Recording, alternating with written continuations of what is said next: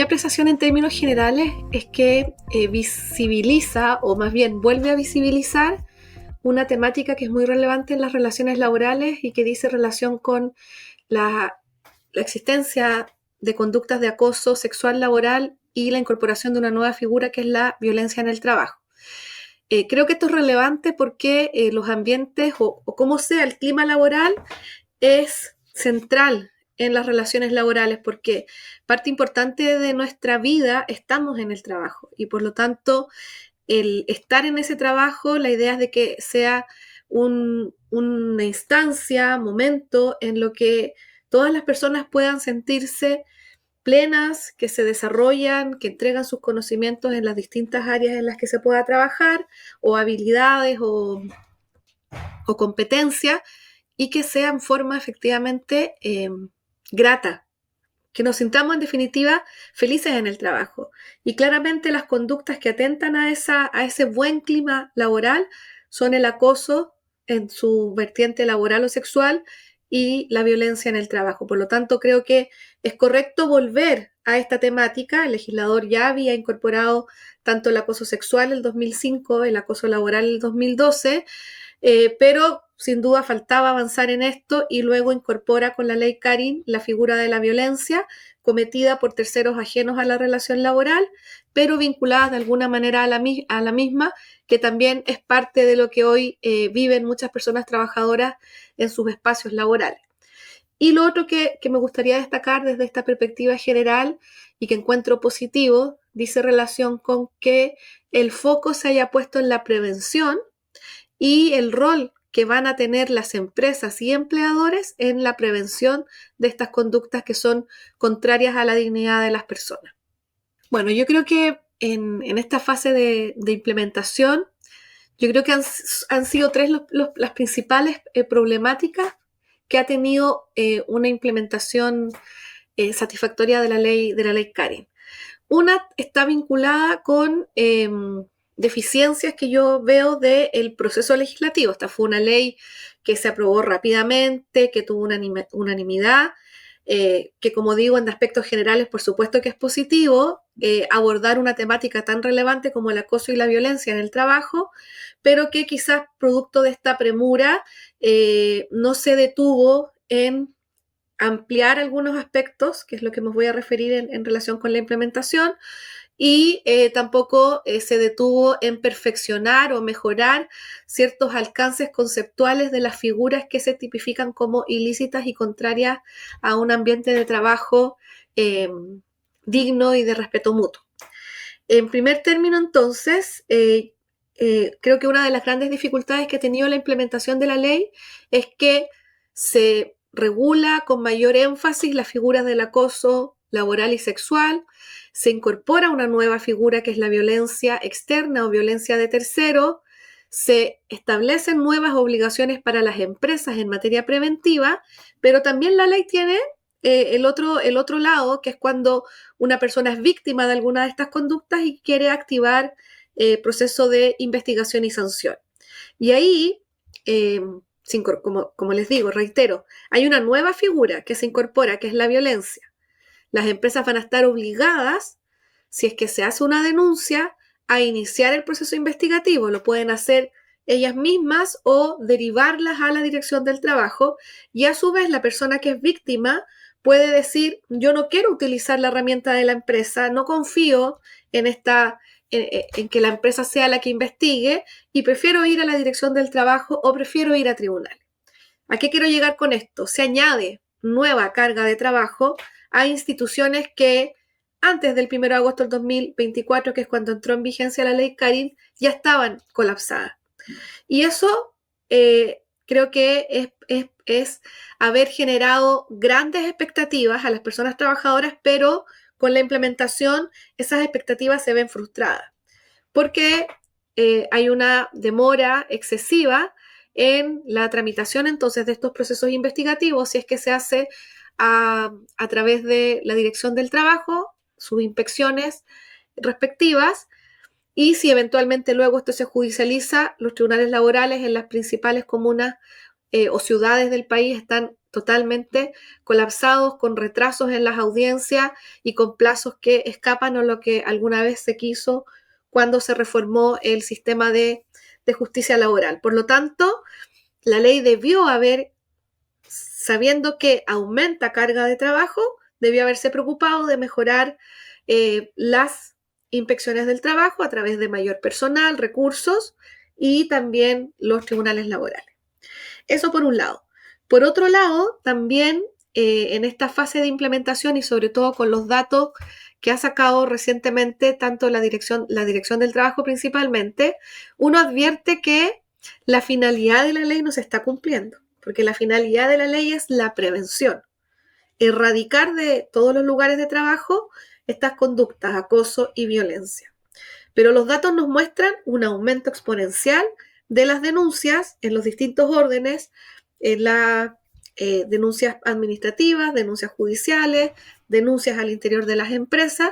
y por lo tanto el foco más que la prevención está siendo la eventual investigación y sanción. Entonces creo que ahí hay una muestra de que el objetivo de la ley, que es prevenir, no se está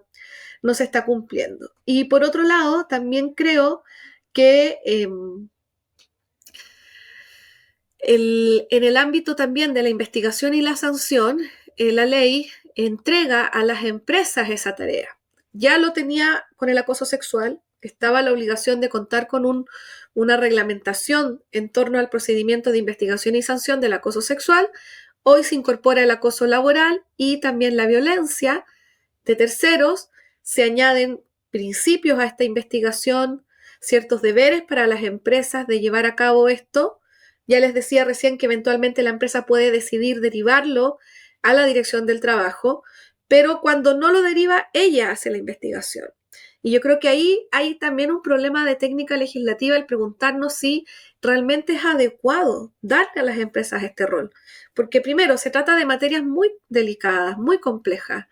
No es simplemente analizar un documento para ver si hay o no una infracción. Acá se trata de conductas que muchas veces se cometen en total silencio, sin dejar rastro, sin dejar huella, y la actividad probatoria que deba llevar la empresa va a ser muy compleja, y la empresa es una empresa, no es un ente cuya misión central sea investigar, en este caso, ilícitos laborales. Y eso, entonces, a mi modo de ver y en todas las capacitaciones que se han ido desarrollando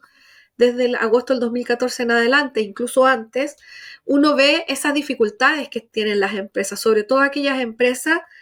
que se toman en serio este rol tanto preventivo como de investigación y sanción, que tienen muchas interrogantes que la ley no resolvió para efectos de llevar correctamente estos procesos investigativos. Y también creo, como otro punto vinculado con estas obligaciones de las empresas y los problemas de implementación que se están advirtiendo de la ley Carin, creo que el rol preventivo solo muy pocas empresas se lo toman en serio. En materia de prevención, la ley principalmente establece dos obligaciones para las empresas. Una obligación de información, informar a lo menos semestralmente cuáles son los canales de denuncia que disponen las víctimas o presuntas víctimas de estas conductas, y por sobre todo elaborar un protocolo de prevención del acoso laboral, sexual y la violencia. Y la ley, el Código del Trabajo, fija un marco general del contenido que debe tener este protocolo. Y las empresas deben aterrizarlo a sus concretas realidades. ¿Y qué es lo que está ocurriendo? Que mayoritariamente lo que las empresas hacen es copiar y pegar el modelo de protocolo que puso a disposición la Superintendencia de Seguridad Social, pero sin aterrizarlo, sin hacer una real identificación de los riesgos asociados a estas conductas, incluido en ello los riesgos psicosociales,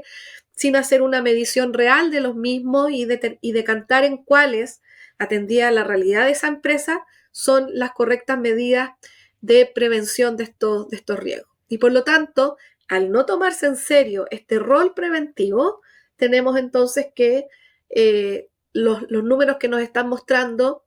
las estadísticas que se han ido entregando, es que hay más que nada un foco en la denuncia más que en la prevención. En ese contexto, el primero yo creo que más urgente es abordar la falta de capacidad material que están teniendo las inspecciones del trabajo y que tendrán también los tribunales laborales, que ya vienen colapsados desde hace mucho. Y eso implica entonces reformas legislativas en orden a aumentar los recursos y dotación de las inspecciones del trabajo, crear un área especializada en materia específicamente de ley Carin, y en el caso de los tribunales hay comunas en las que se requieren más tribunales del trabajo, por ejemplo en Santiago el tercer tribunal laboral, y en otros donde es necesario contar con una mayor dotación de jueces y juezas. Eso por un lado. En cuanto a la ley Carin en concreto, yo creo que si la ley Carin tiene dos contextos relevantes. Por un lado está lo que ocurre en el sector público de la salud chilena con una trabajadora el nombre de la ley se le debe a ella, Carin Salgado, que tras ser víctima de acoso laboral toma la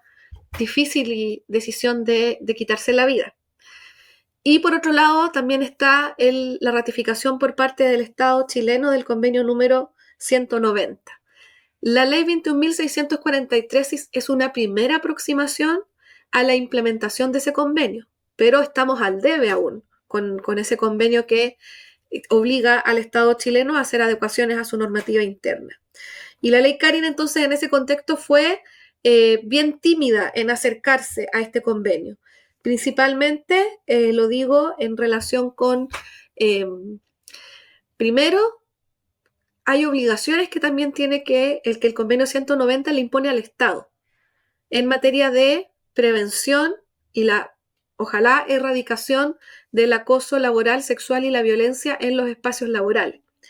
Y la ley Carin no pone foco en el rol del Estado, pone foco en el rol de las empresas y empleadores. Y es necesaria la complementación del rol del Estado. No basta solamente que el Estado haya dictado la ley, sino que se comprometa también con acciones concretas para erradicar el acoso y la violencia, tanto en su calidad como empleador, que la ley Carin también introduce modificaciones al sector público, y eso también es algo muy relevante, pero también en su calidad de garante y promotor de los derechos humanos. Entonces, por ejemplo, que el Estado genere acciones de sensibilización. Eso es importante porque en nuestra cultura laboral se han normalizado tantos comportamientos contrarios a la dignidad de las personas que es necesario un cambio de switch. Eso no lo va a hacer simplemente cuando que el artículo 2 del Código del Trabajo hoy recoja una declaración de principios sin duda muy relevantes e importantes, sino que se logra también con campañas de sensibilización y con acciones de formación y capacitación que también debiera desplegar el Estado, no solo en la contingencia de lo que fue la entrada en vigencia de la ley, sino que en general, de manera permanente. Y eso no se ve en la ley 21.643. Por otro lado, también que existan consecuencias si las empresas no están cumpliendo el rol preventivo, si las empresas a la fecha, hay empresas que todavía no tengan protocolo, hay empresas que tienen un simple copia y pega, etc. Debe haber también ahí una consecuencia. Por otro lado, también es importante comprender la diversa configuración que existe en el mercado chileno en relación a los tamaños y capacidades que tienen las empresas para asumir la implementación de la ley, y ahí también faltó entonces una acción por parte del Estado de apoyo, sobre todo hacia las pequeñas y medianas empresas, para poder tomar estas herramientas preventivas de forma seria y no simplemente salir del paso, cumplir con el trámite para que si me fiscalizan yo pueda mostrar que tengo el protocolo, pero realmente no he hecho un análisis concreto de los riesgos que hay en ese espacio o centro de trabajo. Y finalmente creo que, atendida a la premura de esta ley, faltó un detenerse en analizar el marco conceptual de las figuras centrales de la ley. Primero, en relación con la nueva figura que es la violencia, la ley Carin no define lo que va a ser violencia, simplemente dice que es la ejercida por terceros ajenos a la relación laboral, pero vinculados a la misma. Pero ¿qué tipo de qué violencia hablamos? Violencia física, violencia verbal. Importante que la ley enmarque el concepto. Está bien que luego con los dictámenes se ha clarificado un poco, pero eso realmente es labor del legislador. Y con los conceptos de acoso, con el concepto de acoso sexual no se innovó, siendo que habían ya estudios doctrinales relativos a las deficientes y sobre todo reductivo concepto de acoso sexual que tiene la legislación laboral, que ni siquiera se comunica con los otros conceptos que hay en otros ámbitos, porque el acoso sexual no es una conducta privativa de los espacios laborales. Hay acoso sexual callejero, acoso sexual en las entidades educativas y hay una regulación en estos otros ámbitos que conceptualmente es mucho más potente que lo que ocurre con el Código del Trabajo, que es un concepto que va desde el 2005 y que no se ha modificado. Y también en relación con el acoso laboral, se genera este pequeño gran cambio de eliminar la reiteración para efectos de la configuración de esta conducta, pero a esto surgen millones de dudas respecto de y qué implica que un solo acto sea acoso laboral. Y ahí quizás faltó a ver si la opción era que no se necesitara reiteración, que quizás lo ideal hubiese sido que eso se aclarara en la figura del acoso sexual, pero se hizo en el acoso laboral. Pero en definitiva, si esa es la intención, debió también haberse desarrollado un poco más la idea de qué implica o cuándo un solo acto puede ser constitutivo de acoso laboral, porque eso ha generado muchas dudas, ha generado que las personas sientan de que cualquier cosa puede ser acoso y problemas en los espacios laborales a raíz de ello. Y también, y para finalizar con esto, creo que también se debió haber reflexionado más sobre el eventual rol que pudieron haber tenido las organizaciones sindicales en esta materia. Y la ley simplemente omite la existencia y la importancia que pueden tener los sindicatos en ello. Quisiera quizás reforzar en la importancia de que el espacio de trabajo sea un espacio seguro para todas y todos. Como les decía al inicio, el trabajo es central para la vida de la mayoría de las personas. La mayoría de las personas necesitan una fuente de trabajo para subsistir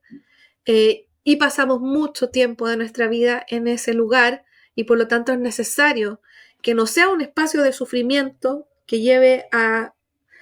tomar decisiones tan drásticas como quitarnos la vida para muchos trabajadores